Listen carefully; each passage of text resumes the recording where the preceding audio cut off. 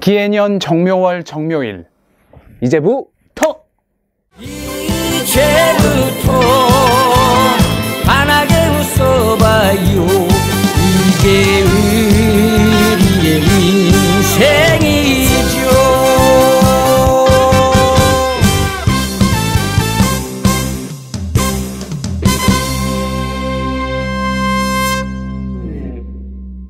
선생님들 안녕하세요. 저는 명리를 사랑하는 김명리입니다. 오늘은 처음 명리 음양 마지막 4번째 시간입니다. 시작에 앞서 구독과 좋아요는 저에게 정말 큰 힘이 됩니다. 잘 부탁드립니다. 꾸벅. 우주의 모든 것들은 음과 양이라고 하는 상대적인 두 가지 에너지와 이 에너지의 작용으로 이루어졌고 공존하며 끊임없이 변화와 순환을 합니다. 절대 양, 절대 음은 없으며 양 속에도 음이 있고 음 속에도 양이 존재합니다. 그리고 중요한 건 일상의 여러 현상을 변화와 순환의 관점으로 볼 줄 아는 균형 잡힌 시야를 기르는 것이라고 말씀드렸는데요. 지난 영상에서 음중양, 양중음의 예를 댓글로 부탁드렸는데 롱제 선생님께서 사람의 육체 안에 정신이 깃들어 있는 건 양중음 같아요. 그런데 집이라는 공간에 사람이 살고 있는 건 음중양, 양중음 둘 다 그럴싸해서 어렵. 선생님 보시기엔 어떠신지요? 라고 남겨주셨습니다. 상대성, 상호 보완, 순환성 등의 기준으로 보았을 때 집은 사람이 거주해야 존재 의미가 생기고 사람 역시 살 집이 있어야 안정이 되겠죠. 상호 보완적이기에 음양으로 볼 수 있다고 생각하고요. 어느 쪽을 음으로 보고 양으로 보느냐는 기준을 어떻게 잡느냐에 따라 바뀔 수 있다고 생각합니다. 감사합니다. 나라라 호짱 선생님께서 보고 싶은데 미운 거, 미운데 보고 싶은 거? 라고 남겨주셨는데요. 저도 그런 감정 느껴본 적이 있습니다. 특히 연애할 때 이런 감정 느껴보신 분들 많을 것 같아요. 공감하고 감사합니다. 한락궁이 선생님께서 영상 올리시는 게 양이라면 내용은 양중음이 되는 건가요? 궁금해서 남겨봅니다 라고 댓글 주셨는데 영상 올리면서 피드백을 통해 선생님들께 받는 배움이나 영감, 영상을 준비하면서 제가 새롭게 느끼고 깨닫는 부분 등을 양중음으로 볼 수 있을 것 같아요. 생각해볼 질문 주셔서 감사합니다. 최혜인 선생님께서 깍지 낀 손가락을 떠올려봐요. 논개에 깍지 낀 손가락요. 그건 수많은 경우에도 음중양, 양중음의 원리죠. 완벽입니다. 요철의 원리이니까요. 공감하고 감사합니다. 서구당 역학총림 카페에서 신자진 수국 선생님께서 레즈비언, 게이, 양성애자 음중양이 강하고 양중음이 강한 이치일까요? 음양의 논리로 보면 자연스러운 현상일 수도 있어 보입니다. 그리고 뜨거운 욕탕에 들어가서 어우 시원하다 양중음이라고 댓글 주셨는데요. 제 개인적인 생각으로 우리가 살면서 음양 전환이 수시로 이루어지는데 위에 분들은 성 정체성에서 음양 전환이 오신 게 아닐까 합니다. 욕탕에서 시원하다 하는 것도 경험해 본 적 있습니다. 공감하고 감사합니다. 해솔 선생님께서 나이가 들면서 여자들은 남성성이 강해지고 남자들은 여성스러워진다. 음중양, 양중음의 힘의 균형은 고정되지 않고 늘 변하네요 라고 좋은 예시와 중요한 내용을 짚어주셨습니다. 공감하고 감사합니다. 제시카 선생님께서 음중양의 예로 한밤중 높은 곳에서 바라보는 깜깜한 세상 빨갛게 빛나는 십자가, 야간 비행시 이착륙대, 활주로의 불빛, 칠흑같은 밤바다의 고마운 등대라고 댓글 주셨는데요. 말씀해주신 장면들이 떠오르네요. 공감하고 감사합니다. 사막 선생님께서 세상 이치가 가정적으로 보아도 엄마 아빠의 음양 조화가 이루어져 가정의 자녀도 사랑을 골고루 받아야 편중된 성격 없이 성장이 잘 되겠죠. 집안에서도 음양이 중요하다 봅니다 라고 댓글 주셨는데요. 선생님 말씀에 동의합니다. 감사합니다. 느린 거북이 선생님께서 딸아이는 집에 오면 밖에서 있었던 이야기도 안 하고 무뚝뚝이었어요. 독립 이후에는 전화나 카톡도 거의 없고 아들은 집에 오면 밖에서 있었던 일들 이런저런 이야기들 살갑게 합니다. 이렇게 아들은 양이지만 성향은 음이고 딸은 음이지만 성향은 양이네요 라고 댓글 주셨는데요. 경험을 통한 예시 주셔서 감사합니다.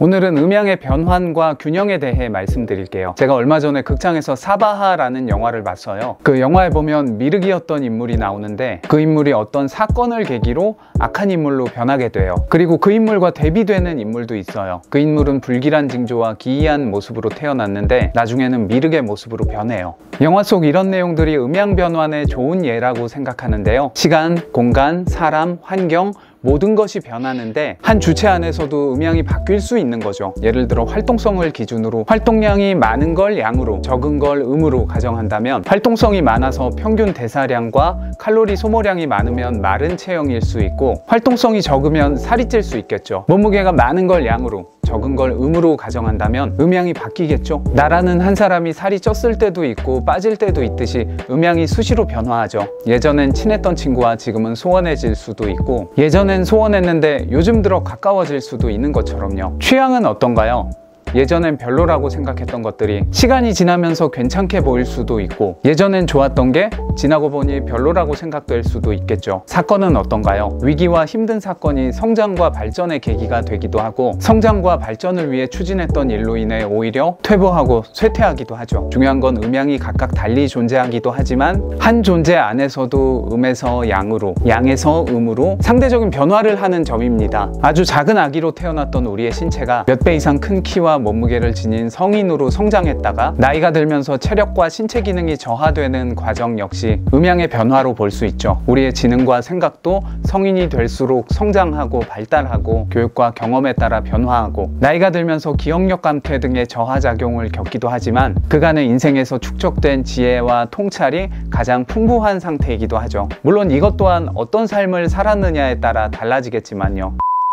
자, 이제 음양의 균형에 대해 말씀드릴게요. 지금까지 이야기했던 모든 부분에서 가장 중요한 부분이에요. 동양 철학에서는 상대적이고 상호 보완적이고 공존하며 변화하고 순환하는 음과 양이라는 두 기운과 기운 간의 균형과 조화를 중요하게 여겼어요. 한의학에서는 우리 몸속 음과 양의 균형이 깨지면 건강에 이상이 온다고 보았고, 명리학의 억부, 병약, 조후, 통관 등의 개념도 균형과 조화의 관점이 반영되어 있어요. 하지만 실제로 사주를 풀다 보면 특정 기운이 없거나 많은 경우를 자주 접하게 돼요. 제 사주도 그렇고요. 이미 정해진 사주로 없는 글자를 채운다거나 많은 글자를 뺄 수는 없어요. 하지만 균형과 조화의 이상으로 어떤 부작용이 나타날 수 있는지, 장점은 무엇인지 분석하고 예측해서 대비하고 활용 보완할 수 있는 부분을 마음가짐과 행동으로 실천하면 그게 가장 좋은 개운이라고 생각합니다. 균형과 조화를 살피기 위해서는 그만큼 균형 잡힌 시야가 중요하겠죠. 렌즈의 초점이 제대로 맞아야 왜곡 없는 사진을 찍을 수 있으니까요.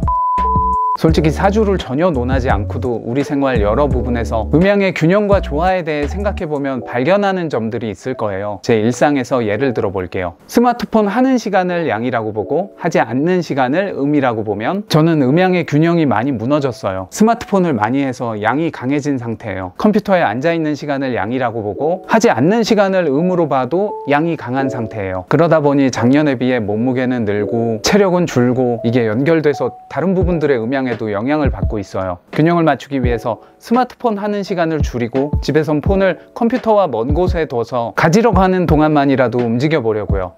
잠깐만요, 카톡 와서. 컴퓨터 작업량은 줄이기가 어려우니 운동 시간을 늘려야겠어요. 먹는 것도 조절하고요. 다른 예를 들어볼게요. 예전에는 밤에 출생하는 사람들도 많았는데 사회적으로 제왕절개와 산부인과에서 출생하는 경우가 많아지면서 주로 병원 운영 시간 내에 태어나는 아기들이 늘어났고요. 그러다 보니 양기가 과해지면서 분노 조절 장애라던가 주의력 결핍, 과잉 행동, 화가 강하고 금이 약해지면 나타날 수 있는 아토피 등 예전 세대 아이들에게선 흔치 않던 부작용이 늘어난 것 같아요. 아이들의 양기가 강해지면서 연예인이나 유튜버, 래퍼 등 자기 끼를 펼치는 직업을 선호하는 현상도 과거에 비해 훨씬 늘어난 것 같습니다. 음양이 변하고 시대가 변하면서 예전엔 저평가받던 직업이 요즘 세상에서 고소득 인기 직종이 되기도 합니다. 장소는 어떤가요? 예전엔 번화했던 상권이 인구 감소, 새로운 상권, 임대료 인상 등의 다양한 이유들로 쇠퇴하기도 하고, 허허 벌판이던 지역이 신도시나 재개발, 기타 정책 등의 혜택으로 새롭게 조성되고 번화하기도 하죠. 온라인과 오프라인은 어떤가요? 온라인에서 화제나 유행이 된 일이 오프라인까지 이어지고, 반대로 오프라인에서 일어난 일이 인터넷 선을 타고 다시 온라인으로, 다시 오프라인으로 알려지고 확산되기도 하죠. 우리가 인터넷 검색을 통해 다른 지역의 맛집을 찾아가거나 우리 동네 맛집이 온라인에서 유명해져서 다른 지역 사람들이 많이 찾아오는 것처럼요. 온라인과 오프라인의 경계가 옅어지고 유행의 순환 주기가 점점 더 빨라지는 것 같습니다.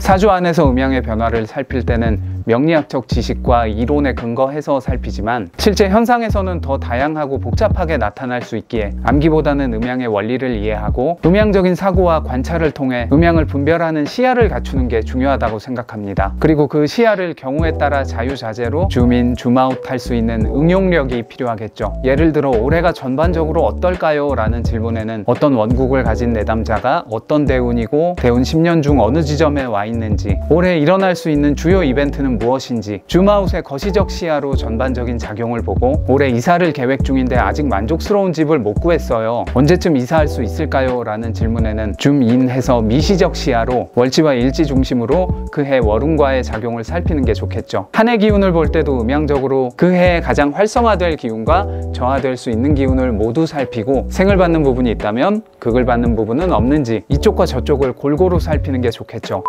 정리할게요.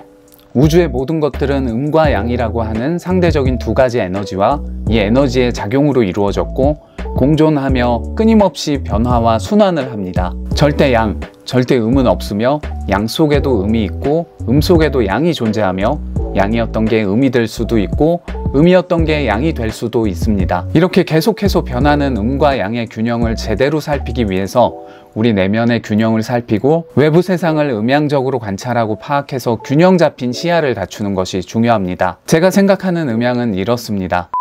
오늘 준비한 내용은 여기까지입니다. 물론 음양이 순환하듯 이번 시리즈만으로 끝나는 건 아닙니다. 음양을 명리에서 어떻게 적용하고 활용할지는 오행, 천간, 지지, 십성 등에 대한 개념을 공부하고 다시 말씀드릴게요. 지금까지 저는 명리를 사랑하는 김명리였고요. 선생님들 감사합니다. 꾸벅.